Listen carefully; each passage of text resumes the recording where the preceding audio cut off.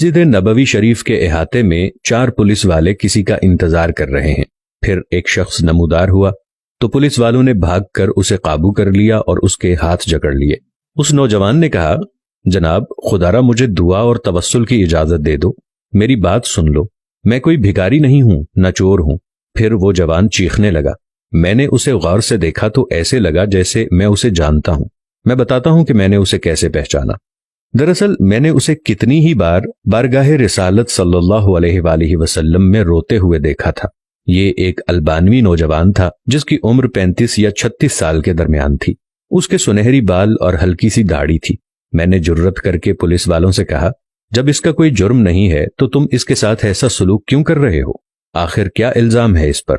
انہوں نے مجھے سختی سے کہا، ارے او ترک، تو پیچھے ہٹ، اس معاملے میں بولنے کا تجھے کوئی حق نہیں۔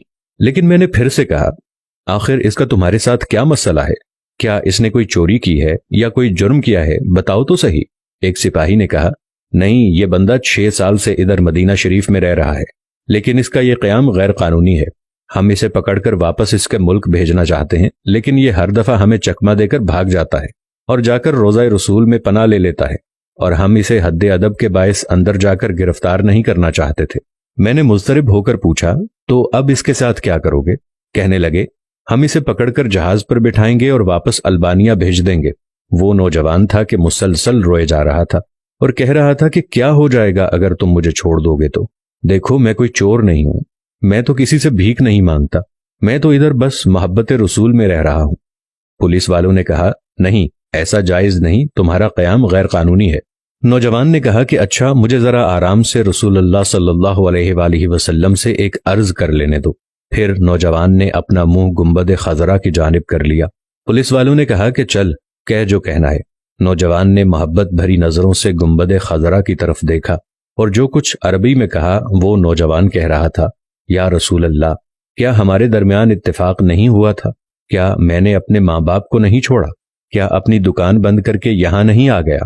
اور میں یہ عہد کر کے یہاں نہیں آیا تھا کہ آپ کے جوار رحمت میں رہا کروں گا؟ حضور، اب آپ دیکھ لیجئے، یہ مجھے یہاں رہنے نہیں دے رہے۔ یا رسول اللہ، آپ مداخلت کیوں نہیں فرماتے؟ روتے روتے نوجوان بے حال ہونے لگا۔ اس کی ہچکی بند گئی، پورا چہرہ آنسوؤں میں ڈوب گیا۔ اس کا یہ حال دیکھ کر پولیس والے نے ذرا ڈھیل دی اور نوجوان نیچے گر گیا۔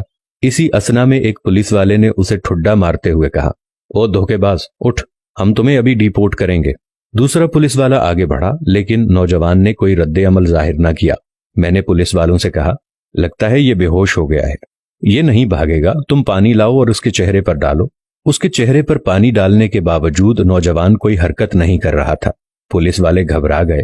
ایک نے کہا، اسے دیکھو تو صحیح، کہیں یہ مر ہی نہ گیا ہو۔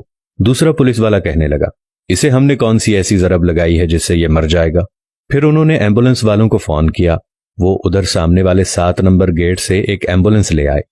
رضاکاروں نے نوجوان کی شہرگ پر ہاتھ رکھ کر حرکت نوٹ کی اور نبض چیک کی تو کہنے لگے، اسے تو مرے ہوئے کم از کم 15 منٹ گزر چکے ہیں۔ اب پولیس والوں کی یہ حالت تھی کہ وہ جیسے مجرم ہوں، نیچے بیٹھ گئے اور رونے لگے۔